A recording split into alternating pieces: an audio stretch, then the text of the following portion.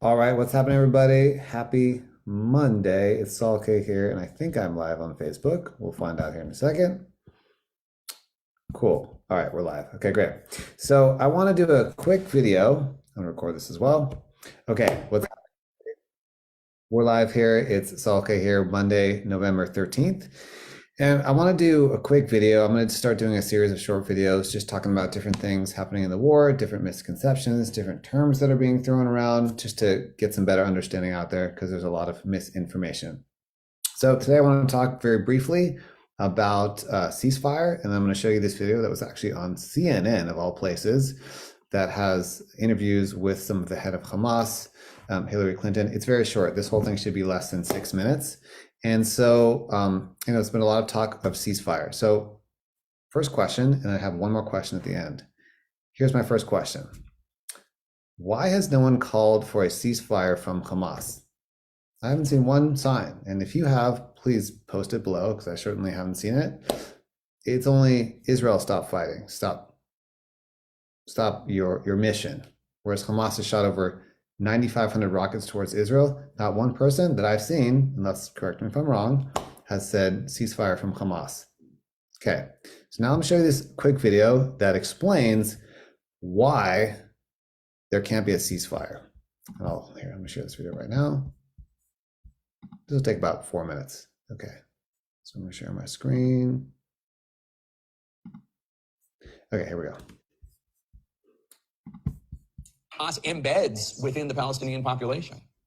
What did they think would happen? It turns out that a Saudi journalist asked a spokesman for Hamas that very question. His response was quite telling in terms of Hamas's concerns about Palestinian lives. Dear sister, nations are not easily liberated. The Russians sacrificed 30 million people in World War II in order to liberate it from Hitler's attack. The Vietnamese sacrificed 3.5 million people until they defeated the Americans. Afghanistan sacrificed millions of martyrs to defeat the USSR and then the US. The Algerian people sacrificed 6 million martyrs over 130 years. The Palestinian people are just like any other nation. No nation is liberated without sacrifices. No nation is liberated without sacrifices. Not exactly an expression of regret for innocent Palestinian deaths.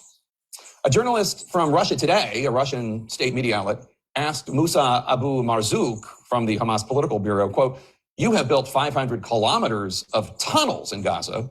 Why haven't you built bomb shelters where Palestinian civilians can hide during bombardment?" And here's how Hamas responded. We've built the tunnels because we have no other way of protecting ourselves from being targeted and killed. These tunnels are meant to protect us from the airplanes. We are fighting from inside the tunnels. Everybody knows that 75% of the people in the Gaza Strip are refugees. And it is the responsibility of the United Nations to protect them. The Biden administration would argue that a pause allowing innocent Palestinians to flee and allowing humanitarian supplies to get into Gaza, that's one thing, but that stopping the Israeli campaign against Hamas, which is what a ceasefire would be, stopping it would be another. Here's how former Secretary of State Hillary Clinton put it at an event at the Baker Institute.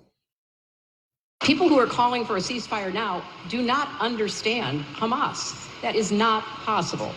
It would be such a gift to Hamas because they would spend whatever time there was a ceasefire in effect rebuilding their armaments, creating stronger positions to be able to fend off an eventual assault by the Israelis. But, don't take her word for it. Ghazi Hamad, a member of Hamas's political bureau, told Lebanese TV that the Al-Aqsa flood, that's what Hamas called the October 7th attack. This is just the first time, and there will be a second, a third, a fourth, because we have the determination, the resolve, and the capabilities to fight. Will we have to pay a price? Yes, and we are ready to pay it. We are called a nation of martyrs, and we are proud to sacrifice martyrs.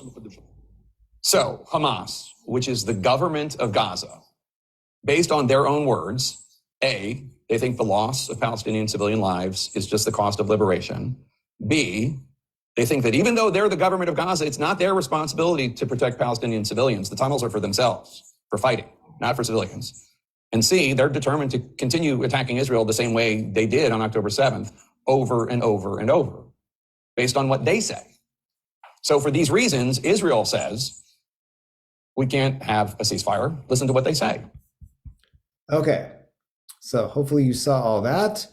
And so really 2 points from that I hope that you got, which is number one, Hamas says it's the responsibility of the UN to take care of the Gazans, that they've issued responsibility for that.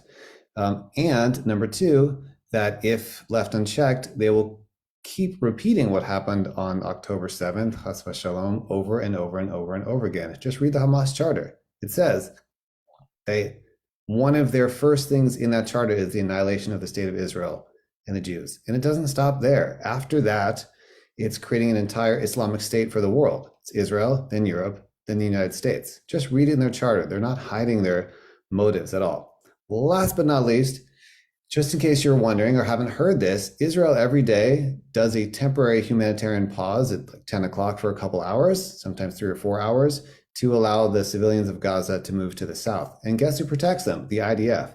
Guess who tries to block that? Hamas, by A, shooting at the civilians, and B, shooting at the IDF. And last but not least, Israel, you may have heard this, you may have not heard this, just gave, I think it was 300,000 liters of fuel to the hospital, which Hamas is trying to block. So just want to share some more information. I'll be sharing these short sound bites throughout the week. I want to bless everyone that's headed to Washington tomorrow for the rally on the Shara Chai, and we should continue with success. Feel free to comment below.